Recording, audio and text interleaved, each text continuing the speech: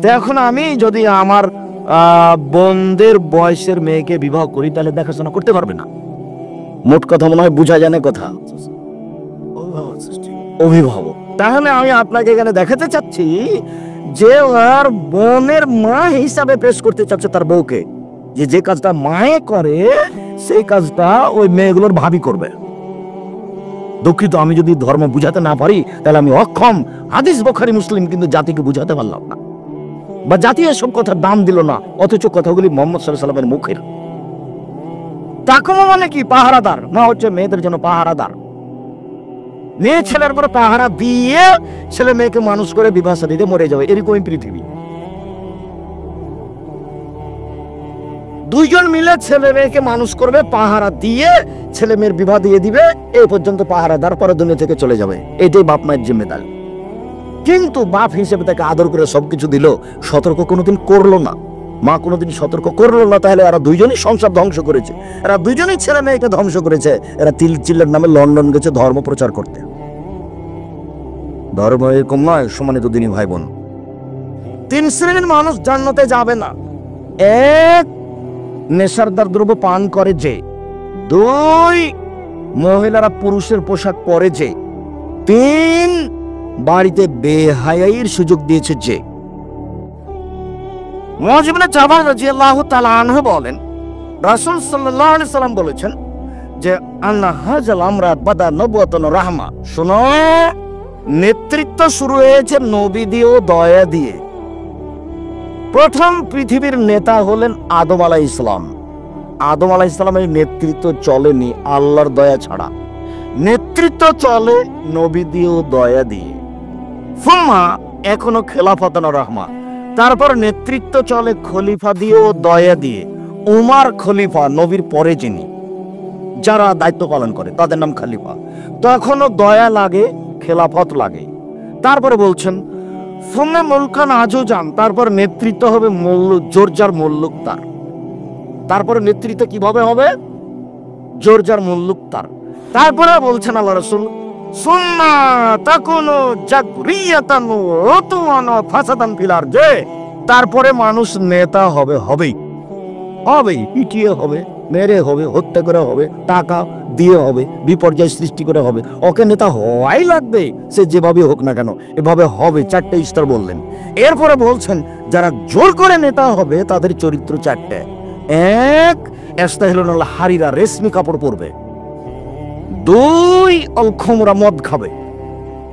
3, all ফুরুজা, জেনা হালাল মনে করবে। আপনি তল্লাশি করে দেখেন, ক্ষমতা থাকলে জেনা সহজ, ক্ষমতা থাকলে জেনা সহজ। প্রিন্সিপালের জন্য জেনা সহজ,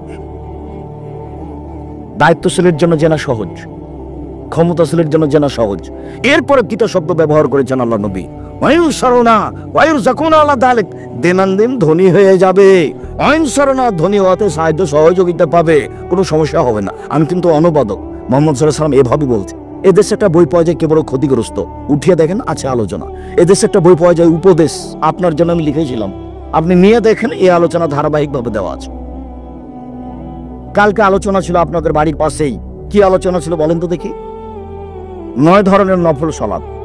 এই আমলগুলো যদি আপনি না করেন তো গরু ছাগল করবে? সম্মানিত দিনী ভাই বোন, আবু মুসা আশআরী রাদিয়াল্লাহু তাআলা আনহু বলেন, রাসূল সাল্লাল্লাহু আলাইহি সাল্লাম বলেছেন, লা ইয়াকুনান্না মিন উম্মতি আকওয়াম, অচিরে আমার উম্মতে এমন মানুষ হয়ে যাবে, ইস্তাহিলুনাল হেরা, তারা জেনাকে হালাল মনে করবে। অবাক কথা, জেনা হালাল।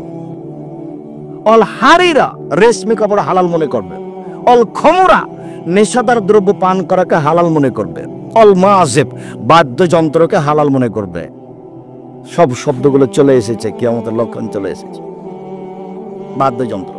এবার দেখেন, আনাস রাদিয়াল্লাহু তাআলা আনহু বলেন, রাসূল সাল্লাল্লাহু আলাইহি সাল্লাম বলেছেন, লা তাকুনান্না ফি হাযিহিল উম্মাহ খাসফুন মাসখুন কাজফুন, আমার উম্মতের উপরে 3টি বিপদ নেমে আসবে 3টি পাপের কারণে। আমার উম্মতের উপরে 3টি বিপদ নেমে আসবে 3টি পাপের কারণে।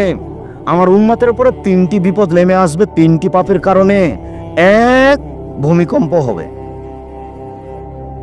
দুই, মানুষের আকার আকৃতি পরিবর্তন হয়ে যাবে।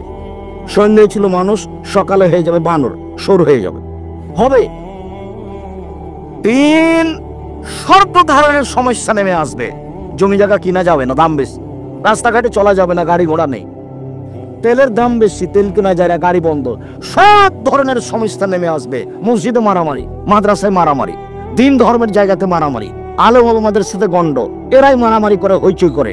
যেখানে আপনি যাবেন সমাজের দায়িত্বশীল যারা, তারাই মারামারি করছে, একজন আরেকজনকে চেয়ার তুলে মারছে। সব জায়গাতেই সমস্যা নেমে আসবে তিনটে পাপের কারণে। এক, এই যে সারেবুল খুমারা যখন নেশাদার দ্রব্য পান করবে। দুই, অজাহারাতিল কায়নাত, মেয়েরা যখন নাচবে, সব মোবাইলে মেয়ে নাচে, সব ঘরে মেয়ে নাচে, সব দোকানে বাজনা বাজে, সব দোকানে মেয়ে নাচে। অজারাবুল মাজিব। তিন, যখন বাদ্যযন্ত্র প্রকাশ পাবে, সব ঘরে বাজনা বাজে, সব ঘরে মেয়ে নাচে, সব দোকানে বাজনা বাজে, সব দোকানে মেয়ে নাচে, সব মোবাইলে বাজনা বাজে, সব মোবাইলে মেয়ে নাচে। এই তিনটা পাপের কারণে তিনটা বিপদ নেমে আসবে। নেশাদার দ্রব্য। আবু মুসা আশআরী রাদিয়াল্লাহু তাআলা আনহু বলেন, রাসূল সাল্লাল্লাহু আলাইহি সাল্লাম বলেছেন, লা ইয়াসরাবানা নাসু মিন উম্মতি ওয়া ইসমুনাহা, আমার উম্মত নেশাদার দ্রব্য পান করবে, নাম দিবে অন্য।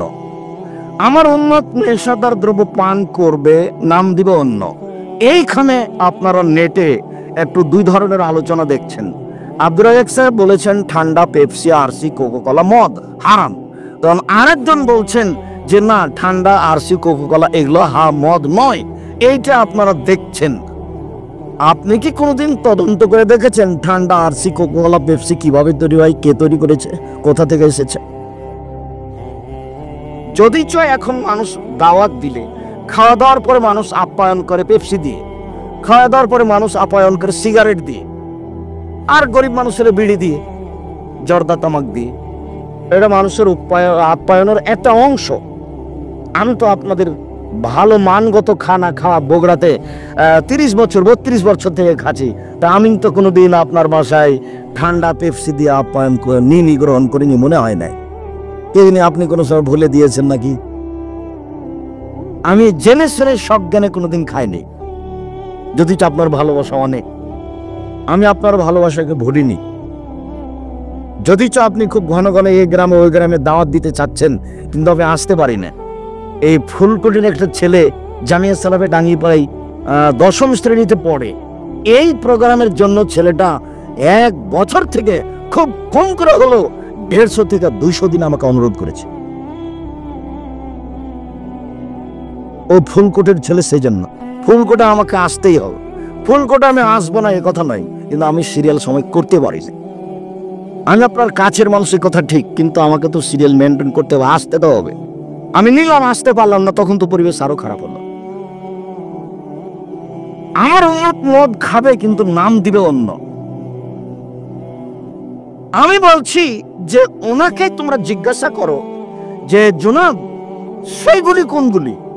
মানুষ মদ খাবে কিন্তু নাম দিবে অন্য, তো সেইগুলি যদি উনি বলেন যে আবা, তাহলে আবা যে মদ এটা সবাই জানে, অতএব এটা নয়। কেউ যদি বলে সেটা হিরোইন, তা হিরোইন যে মদ এটা সবাই জানে, তাহলে এটা কথা নয়। কেউ যদি বলে সেটা গাঁজা, তাহলে সেটাও ভুল, কেননা গাঁজা যে মদ ওরা সবাই জানে। কিন্তু মানুষে মদ খাবে, নাম দিবে অন্য, সেটা কি? আমি বলছি সেটাই ঠান্ডা, সেটা পেপসি, সেটা আরসি, সেটা কোকাকোলা। আমি বললাম এর তুমি তদন্ত চালিয়ে দেখো, আর যারা বলছে যে এটা নয়, সেটা কোনটা তাকে বের করতে বলো। কথা কি আমার কাছে স্পষ্ট হয়নি? আমি তো কোনোটা খুঁজে পাইনি। আমি তো একটা মানুষ, এদেশে থাকি, খাই, দিন কাটাই। আপনার বুঝ আমার চেয়ে অনেক বেশি, কথা আমি বুঝলাম, কিন্তু আমি তো তা বাস্তব দেখি। রাসূল সাল্লাল্লাহু আলাইহি ওয়াসাল্লাম বলেন, লা ইউযাফাল রউসিম বিল মাজাল মুগান্নিয়া, এদের সম্মান করা হবে এই সমাজে, নেতাদের সম্মান করা হবে বাদ্যযন্ত্র দিয়ে আর গায়িকা দিয়ে। দেখো তুমি নিয়ে আসো, মন্ত্রী নিয়ে এসে দেখো ফুলকোটে ড্যামাজানে হাই স্কুল মাঠে নিয়ে আসো, সেখানে ব্যবস্থা থাকবে দুইটা, পেপসি ঠান্ডারও থাকবে, মদেরও থাকবে, সেখানে মেয়ে দিয়ে নাচিয়ে তাকে সম্মান জানাতে হবে, এটাও থাকবে। এ কথা আল্লাহ নবী বলছে। ওয়াকসিফুনা ফিল আরজি, এদের ভূমিকম্প হবে, এরা মাটিতে ডুবে যাবে। এসব চরিত্রের লোকেরা কি হবে? মাটিতে ধসে যাবে। পানিতে ডুবে যাওয়ার নাম ডুবে যাওয়া, আর মাটিতে ডুবে যাওয়ার নাম ধসে যাওয়া। এরা মাটিতে ধসে যাবে, এরা মাটির ভিতরে চলে যাবে। এরপরে তিনি বলছেন যে আল্লাহ এদের করে দিবেন সোর, আল্লাহ এদের করে দিবেন বানর, আল্লাহ এদের করে দিবেন সোর, আল্লাহ এদের করে দিবেন বানর। তা আল্লাহ রাসূল বলছেন। ইবনে আব্বাস রাদিয়াল্লাহু তাআলা আনহু বলেন, রাসূল সাল্লাল্লাহু আলাইহি সাল্লাম বলেছেন, লা ইউবায়াতান্না নাসুন মিন উম্মতি, আমার উম্মতেরা রাত অতিবাহিত করবে আলা তামিন, খাদ্য নিয়ে, অশরাবিন, মদ নিয়ে, অলাবিন, খেলতামাশা নিয়ে। এই তিনটা জিনিস নিয়ে আমার উম্মত রাত অতিবাহিত করবে। ফার্স্ট ওরা সকাল করবে, তাই কোনো কীর্তানা খানাজিরা, এরা হয়ে যাবে সোর, এরা হয়ে যাবে বানর, এরা হয়ে যাবে শুকুর, এরা হয়ে যাবে বানর। একটু কথা, এই ছেলে, দয়া করে আমাকে কোনো কাজ দেখাবেন না। আপনাকে আমি প্রথমেই বলেছি এই কথাগুলোর দাম আছে। আপনার কাছে আমার একটা জিজ্ঞাসা, বা আপনার পক্ষ থেকে আমার কাছে একটা জিজ্ঞাসা, আব্দুর রাজ্জাক সাহেব, মানুষ সাত ব্যাং না হয়ে, কুকুর না হয়ে বানর হবে কেন? শুকুর সোর হবে কেন? এই কথাটার রহস্য কি? বিদ্বানেরা বলছেন যে সোর হচ্ছে অনুভূতিহীন প্রাণী। সোর হচ্ছে অনুভূতিহীন প্রাণী। সোরের কাছে ভালো মন্দ কোনো হিতাহিত জ্ঞান নেই। গরু চড়িয়ে দেখেছেন, গরু যেখানে উঁচা ঘাস আছে সে ঘাসটা খাবে না, কেন? ওখানে গোবর ছিল। বোঝা যায় না বোমা? গরুর একটা কি আছে? হিতাহিত জ্ঞান আছে। শুকুরই একটা প্রাণী যার কোনো হিতাহিত জ্ঞান নেই, কোনো তার কাছে বুঝবাজ নেই। মানুষ যেদিন হিতাহিত জ্ঞান হারিয়ে দিবে, তার চাল চলন সোরের শুকুরের মতো হয়ে যাবে, তখন মদ পান করে সকালেও বানর হয়ে যাবে, শুকুর হয়ে যাবে। আচ্ছা, রয়েছে বানর, অনুকরণীয় প্রাণী, অনুকরণীয় আর একজনের অনুকরণ করে। এই প্রাণীর মধ্যে বানরের চেয়ে এরকম অনুকরণ করা পৃথিবীতে কোনো প্রাণী নেই। বানর যা দেখে তাই করে, তাই করতে পারে। সোর পারে না, বাঘ পারে না, সিংহ পারে না, গরু ছাগল পারে না, পশু প্রাণী কেউ পারে না। বানর যেমন অনুকরণ করতে পারে, মুসলমান যেদিন ইহুদি খ্রিস্টানের অনুকরণ করবে, সেদিন তারা সোর হয়ে যাবে, বানর হয়ে যাবে। আপনার স্কুলের শুরু থেকে শেষ পর্যন্ত একটা কাজে মুসলমানের নয়, সব ইহুদি খ্রিস্টানের। খাতাখানে যে হাজিরা খাতা আছে সেটাও ইহুদি খ্রিস্টানের নীতিতে, ওতে যে ছুটি হয় সেটাও ইহুদি খ্রিস্টানের নীতিতে, ওতে ছাত্ররা যেভাবে সালাম দেয় সেটা ইহুদি খ্রিস্টানের নীতিতে, যেভাবে বন্ধ হয় প্রতিষ্ঠান সেটা ইহুদি খ্রিস্টানের নীতিতে।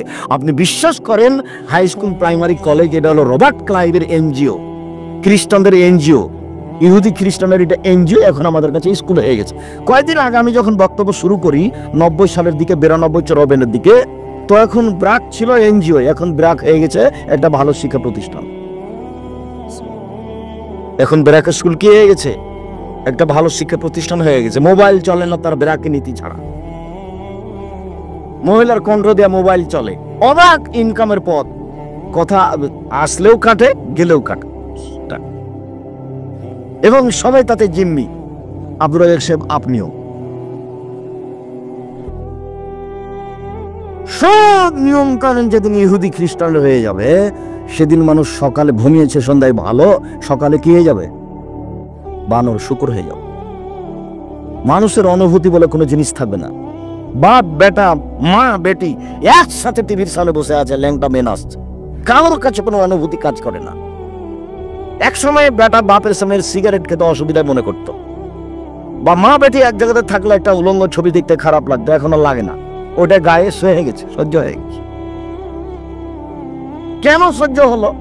খারাপ লাগে না পশু প্রাণীকে, মানুষ এখন কি হয়ে গেছে? বুঝে না, ওরা অন্তর আছে, বুঝে না, দেখেও দেখে না, ওরা চক্ষু আছে, দেখে না, শোনেও শোনে না, ওরা কান আছে, শোনে না। উলাইকা কালা নাম, তারা পশু প্রাণীর মতো, তারা গরু ছাগলের মতো, তারা কুকুর স্ত্রীগুলোর মতো, বালহুমাজাল, বরং তার চেয়ে খারাপ। আপনাকে অনুভূতি আমি ফেরানোর জন্য অনুরোধ জানাচ্ছি, শ্বাস বন্ধ হওয়ার আগে অনুভূতি ফেরানোর চেষ্টা করেন। চাঁপাইনবাবগঞ্জ, রাজশাহীতে একটা কথা আছে, হাত থেকে ঢেল ছুটে গেলে ঢেল ধরা যায় না, শ্বাস বন্ধ হয়ে গেলে পাপ ঠেকানো যায় না। শ্বাস বন্ধ হওয়ার আগেই পাপ ঠেকানোর চেষ্টা করতে হবে। মানুষই পারে। যুবক, আমি তোমাকে বহুদিন বলেছি, আজকে তুমি জেনা যদি ঠেকাতে পারো তাহলে তোমার কয়েকটা সুবিধা আছে। উপস্থিত বৈঠকের মুসলিম বোন আপনাকে বলছে, মেঘ কথা বলছো কেন? ডং ডং করে এসেছো, আবার ডং ডং করে চলে যাচ্ছ, গল্প করছো কেন?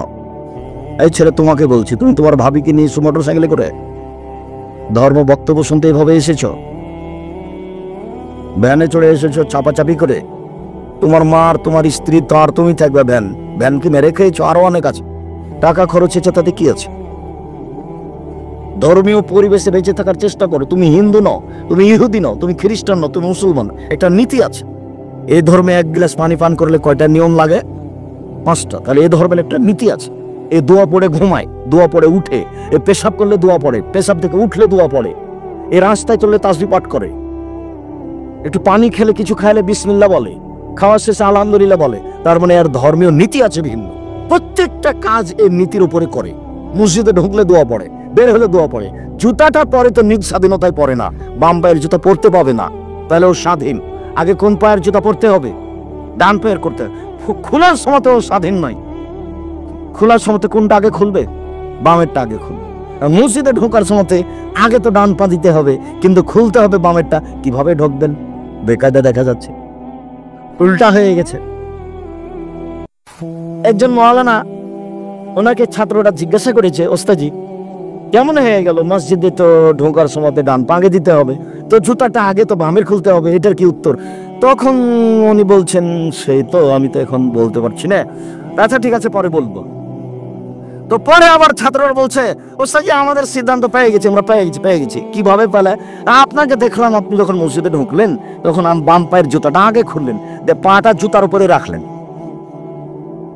তারপরে ডান পার জুতাটা খুলে ডান পাটা আপনি মসজিদে দিলেন আগে। এই যে উত্তর হয়ে গেছে। কথা বুঝাতে পারিনি মনে হয়? মানে আমরা মুসলমান, আমাদের একটা ধর্মনীতি আছে। তোমাকে বলি, তোমার বোনতে এসেছে, ডং ডং করে চলে গেছে। হিন্দু মেয়ে গায়ে হাতে একটা শাখা আছে সাদা, ওটাও ছাড়বে না, ফাঁসি হলেও ছাড়বে না। তার মানে ওটাও তাদের নীতি। আর কপালে কি আছে? সিঁদুর আছে।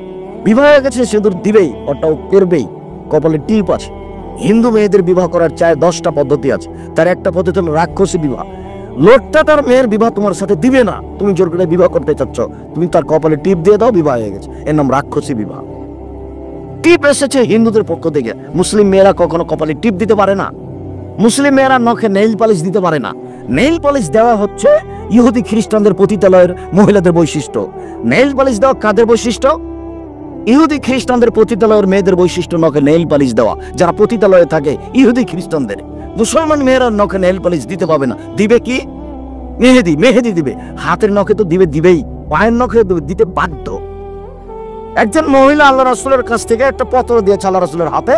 তখন আল্লাহ রাসূল পত্রটা নিয়ে বলছে, আয়াদু রাজুলিন মিনহুমরা, এই হাতখান পুরুষের না মহিলার? নিন্দা করলেন। এই হাতখান পুরুষের না মহিলার? নিন্দা করলেন। মানে হাতে কি দেওয়া ছিল না? মেহেদি দেওয়া ছিল না। মহিলারা পায়ের নখে এবং হাতের নখে মেহেদি দিয়ে বাধ্য, দিতেই হবে। আব্দুর রাজ্জাক সাহেব, নবী যে দাড়িতে মেহেদি দিয়েছেন, তো মহিলারা পায়ে মেহেদি দিয়ে এটা মান অপমানের ব্যাপার হলো না? এটা কথাটা তো বাঙালিদের। আরে পশ্চিম দিকে মুখ করা না করা ছিল পেশাব পায়খানার ব্যাপারে, সেটা নাকি চলে গেছে ঘুমের ব্যাপারে। ঘুমে নাকি কেবলার দিকে পা করে শোয়া যায় না। নাই, এখন কোন দিকে চলে গেছে? শোয়ার সুন্নাত হলো ডান কাতে, আর পেশাব পায়খানার সুন্নাত হলো কেবলামুখী হওয়া যাবে না।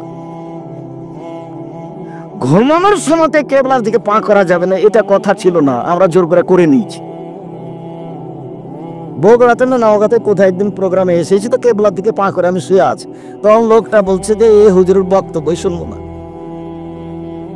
যে লোক কেবলার দিকে পা করে আছে তার আবার বক্তব্য কি? এবং ওইভাবে ও জন্ম নিয়েছে, ওইভাবে ও বড় হয়েছে, ওইভাবে ও জানে। তা আমাদের মহিলারা জানে যে নবী দাড়িতে কি দিয়েছেন? মেহেদি দিয়েছেন। অতএব দাড়িতে না মেহেদি পায়ে দেওয়া যাবে না। তখন আমি বলেছি যে দেখো, আল্লাহর নবী মুহাম্মদ সাল্লাল্লাহু আলাইহি ওয়াসাল্লাম বলেছেন, হায়েজ হওয়ার পরে, ঋতু হওয়ার পরে মহিলারা যখন গোসল করবে তখন লজ্জা স্থানে আতর ব্যবহার করবে। হাদিস বুখারী মুসলিম। তো আল্লাহর নবী আতর যে দাহিত দিয়েছেন, একটার মধ্যে আর একটা ঢুকালে বেকায়দা হয়ে যাবে। মহিলারা নখে নেইল পালিশ দিতে পাবে না, ইহুদিদের নীতি, খ্রিস্টানদের নীতি। ও মেহেদি দিতে বাধ্য, দিতেই হবে। পুরুষেরা দাড়ি পেকে গেলে, সাদা হয়ে গেলে মেহেদি দিয়ে লাল করে রাখতে হবে। কালো করা হারাম, দাড়ি কালো করা হারাম, মাথার চুল কালো করা হারাম। কালো কালো করতে পারেন। মেয়েরা মাথার চুল কালোকে আরো কালো করতে পারে, কালো চুলকে এভাবে রং ঢং করতে পারে না। ভাবে মনে হচ্ছে যে জাহান্নামে চলে গেছে মহিলারা, এরকম মনে হচ্ছে। রাসূল সাল্লাল্লাহু আলাইহি ওয়াসাল্লাম বলছেন, আমি যখন জাহান্নাম দেখলাম তখন বেশিরভাগই জাহান্নাম দেখছি মহিলারা, বেশিরভাগই জাহান্নাম দেখছি মহিলারা। রাসূল সাল্লাল্লাহু আলাইহি ওয়াসাল্লাম বলছেন যে 2 শ্রেণীর মানুষ জাহান্নামে যাবে, ওদের আমি দেখিনি। তার এক শ্রেণীর মানুষ হচ্ছে নিশাউন, মহিলা, কাশিয়াতুন, কাপড় পরে থাকে, আরিয়াতুন, উলঙ্গ। মহিলারা কাপড় পরে উলঙ্গ হবে, এটা তার রাসূল সাল্লাল্লাহু আলাইহি ওয়াসাল্লাম বলছে। এটা স্পষ্ট। আপনাকে সতর্ক হতে হবে, তাহলে আপনি নিজেকে এবং পরিবারকে জাহান্নাম থেকে বাঁচাতে পারবেন। সম্মানিত দিনী ভাই বোন, আবু হুরায়রা রাদিয়াল্লাহু তাআলা আনহু বলেন, রাসূল সাল্লাল্লাহু আলাইহি ওয়াসাল্লাম বলেছেন, ইন্না মিন আসরাতি সাত, নিশ্চয় কিয়ামতের লক্ষণ এর ফলে বিদ্যা উঠে যাওয়া। বিদ্যা উঠে যাবে, এটা কিয়ামতের লক্ষণ। এইখানে আপনাকে আমি বলেছি, সভাপতি সাহেব যদিও দাড়ি ছোট করে রেখেছে, আমি তাকে অনেক স্নেহ করি, ভালোবাসি, কিন্তু ছোট করাতে কি স্বাদ আছে ভাই? বড় করলেই তো বেশি শান্তি পাওয়া যাবে, তৃপ্তি পাওয়া যাবে। বড় করলে শান্তি পাওয়া যাবে, তৃপ্তি পাওয়া যাবে, স্ত্রী খুশি হবে। দাড়ি চাঁচা থাকলে পুরুষত্বার শক্তি কমে যাবে, দাড়ি বড় থাকলে পুরুষত্বার শক্তি বেশি হবে। দাড়ি চাঁচা থাকলে মহিলাদের সাদৃশ্য হয়ে যাবে, তখন আল্লাহর পক্ষ থেকে অভিশাপ হবে। আর দাড়ি থাকলে তখন পুরুষ আর মহিলা ভিন্ন হয়ে যাবে, আল্লাহর পক্ষ থেকে একটা দয়া থাকবে। তা আমি বললাম যে আপনাদের বগুড়া ফুলকোট ডেমাজানির একটা ছেলে লন্ডন থেকে পড়ে এসেছে ডাক্তারি, খুব ভালো ভদ্র নম্র ছেলে, ডাক্তারিও খুব ভালো করে, হাতে খুব যশ আছে। তো সেদিন উনি পিজি হাসপাতালের ডাক্তার আসলেন বাড়িতে, সবার আদরের ছেলে, বড় হয়েছে, বিবাহ হয়েছে। তো গাড়ি থেকে নামলো ভদ্র ছেলে, তখন প্যান্ট টাকরোর নিচে ছিল, দাড়ি চাঁচা ছিল, সিগারেট হাতে ছিল, গলায় টাই ছিল। এইভাবে ছেলেটা নামলো গাড়ি থেকে, বাপ মায়ের আদরের ছেলে। এবার বৌমা গাড়ি থেকে নামলো, হালকা হালকা গায়ে কাপড় আছে। তারপর নাতনি গাড়ি থেকে নামলো, গায়ে কোনো কাপড়ই নেই। তারপরে বাপে দেখলো যে বেটার গাড়ির পিছন দিকে কুকুর আছে। আপনি বলেন, আল্লাহ ইমানদারের সাথে, ইমানের সাথে বলবেন যে ছেলের পিছনে যে টাকাটা খরচ করেছেন এটা সত্য না মিথ্যা? এই টাকার জবাব আপনাকে দিতে হবে কিনা? বিদ্যা উঠে যাবে, মূর্খতা বেড়ে যাবে। এই হাদিসের সারমর্ম কি? বিদ্যা উঠে যাবে, মূর্খতা বেড়ে যাবে। এই ছেলে, আল্লাহ নবী বলছেন, ফাজিল হোসেন বাদশাহ কি জনি মারা গেছেন, তাই না? ফাজিল রাব্বি। তো উনি একদিন ঘটনা শোনাচ্ছিল, তার না করেছে। সেদিন দেখে উনি আমার উপরে খুব মন খারাপ, আল্লাহ তাকে মাফ করুক। আন্তরিকভাবে দোয়া করি। দায়িত্ব পালন করেছেন, সমাজের লোকের সাথে খুব হাসি মুখে কথা বলতেন, জনগণের সাথে। আল্লাহ তাকে মাফ করো তুমি। তো আমাকে বলছে, ও বক্তব্য আমার পূর্বে বলছেন যে একটা ছেলে লজিং থাকে, তো লজিং থেকে লজিং বাড়িতে খেয়ে আসছে, তো ফেরেশতারা তার পায়ে পর বিছাচ্ছে, তো ফেরেশতাদের পরের উপর দিয়ে হেঁটে এসেছে। তো আমি এখন বক্তব্য যখন উঠতেছে, আমি যখন শুরু করলাম, তখন আমি বললাম যে জনাব যে কথাটা বলেছেন সেটা মিথ্যা। কেন? ছেলের পায়ের নিচে ফেরেশতারা পর বিছায়, কথা ঠিক, কিন্তু ছেলে ফেরেশতাকে দেখতে পাবে না, এটা হতে পারে না। কবরের শাস্তি মানুষ দেখতে পারে না। ইমাম সাহেব বলে দিয়েছেন যে জনৈক ব্যক্তি মসজিদ থেকে বের হয়ে দেখলেন, কবর খুঁড়ে দেখলেন যে সাপ মানুষকে ধরে আছে। তারপরে বলছে এটা তোমরা পোস্টার করে বিজ্ঞাপন করে ছাপিয়ে ছেড়ে দাও। সবই মিথ্যে। কবরের শাস্তি মানুষ কানেই শুনতে পারে না, দেখে তো বহুদূরের কথা।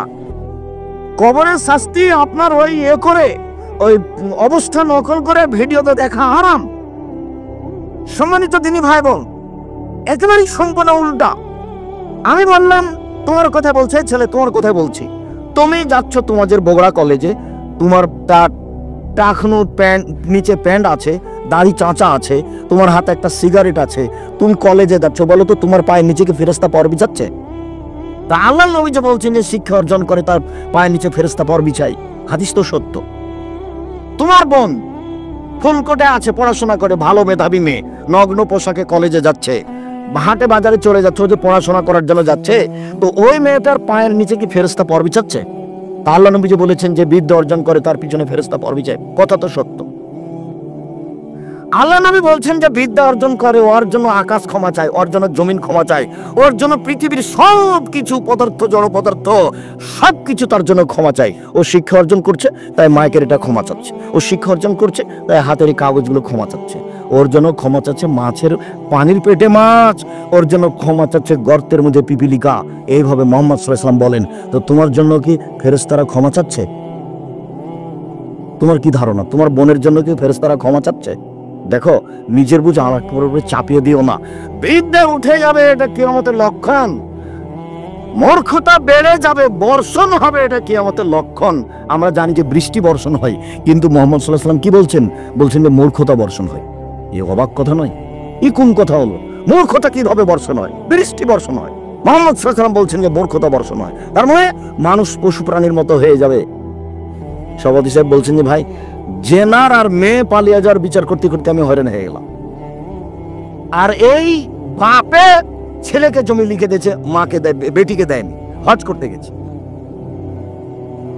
সম্মানিত দিনী ভাই বোন, তিনি বলেন কয়েকশোরা সালবর খামরে মদ পান বেশি হয়ে যাবে, পৃথিবী ধ্বংসের লক্ষণ। তিনি বলেন কয়েকশোরা জেনা বেশি হয়ে যাবে, পৃথিবী ধ্বংসের লক্ষণ। জেনা হয়ে যাবে বেশি। তিনি বলছেন ওয়াইকিলার রেজাল, পুরুষ কমে যাবে, ওয়াকসরা নিসা, মহিলা বেশি হয়ে যাবে। হাত্তা ইয়াকুনা লিখামসিন ইমরাল কাইমুল ওয়াহিদ, একজন পুরুষের অধীনে থাকবে 50 জন নারী। 50 জন সংখ্যা নয়, একজন পুরুষের সাথে হাজারো নারীর জেনা হবে। এখানে হাজারো যুবক আছে যার শত নারীর সাথে জেনার সম্পর্ক আছে। তোমাকে আমি একটা কথা বলে আলোচনার শেষের দিকে চলে আসছি। এই ছেলে বসো। আপনি আমার দিনী বোন, আপনি আমার দিনী ভাই, আপনাকে আমি একটা কথা বলে রাখি, মদ পান বন্ধ করেন, জেনা বন্ধ করেন, প্রেমের গল্প বন্ধ করেন, কয়েকটা সুবিধা পাবেন। এক, বিচারের মাঠে আপনি বিশেষ ছায়া দলে থাকতে পাবেন। আজ থেকে আপনি মোবাইলে কোনো মেয়ের সাথে কথা বলবেন না, বলবেনই না। বলে তোমার সাথে আমি কথা বলবো না, শুলি হলে ফাঁসি হলে বলবো না। এটা ত্যাগ মানুষই করতে পারে না, গরু ছাগল পারে। মানুষই পারে, গরু ছাগল পারে না। ওর এই হিতাহিত জ্ঞান নেই, এই জন্য এ মানুষ। 1 নম্বর সুবিধা, তুমি যদি এই গল্প বন্ধ করতে পারো। এই মেয়ে তোমাকে বলছি, এই মেয়ে তোমাকে বলছি, এদিকে খেয়াল করো, গল্প করছো কেন? শরম করো না কেন? 2, আজ থেকে যদি তুমি মোবাইলে এই জেনা বন্ধ করতে পারো, গোপন পাপ বন্ধ করতে পারো, পৃথিবীর যে কোনো বিপদ থেকে বেঁচে যাওয়া, যে কোনো বিপদ থেকে বেঁচে যাওয়া। প্রমাণ ওই তো তোমার জানা আছে, 3 জন লোক রাস্তায় হাঁটছিল, হাঁটতে হাঁটতে বৃষ্টি আসলো, তখন ওরা একটা পাহাড়ের গর্তে ঢুকে গেল। গর্তে ঢুকতে একটা বড় পাথর এসে মুখের উপরে পড়লো। তোরা বলছে যে আমরা তো এত বড় পাথর সরাতে পারবো না। তখন একজন বলছে, আল্লাহ, আমি আমার বাপ মাকে ভালোবাসতাম, পাথরটা একটু সরিয়ে দাও। তা আল্লাহ বলছেন, দিলাম। আরেকজন হচ্ছে, আল্লাহ, আমি একটা লোককে কাজে নিয়েছিলাম, অর্ধেক দিন কাজ করার পরে মন খারাপ করে চলে গেল। আমি বললাম অর্ধেক দিনের টাকা নেও, তো টাকাটা নিল না, চলে গেল। তো আমি তার টাকাটা বাড়াতে থাকলাম। অনেকদিন পরে এসে বলছে আমার অর্ধেক দিনের টাকাটা দেন কাজ করার। তা আমি বললাম এগুলো সব গরু ছাগল নিয়ে যাও। তা আমাকে বলছে মজাক করবেন না, অর্ধেক দিনের টাকা চেয়েছি, আপনি আমাকে সব দিবেন কেন? মজাক করিয়ে না আপনি আমার সাথে, আমি 1 দিনের টাকা চাই, অর্ধেক দিনের। তখন আমি বললাম, না, তোমার সাথে মজাক করিনি, সব তুমি নিয়ে চলে যাও। সব নিয়ে চলে গেল। তা আমি এটা তার ভালোর জন্যই করেছি।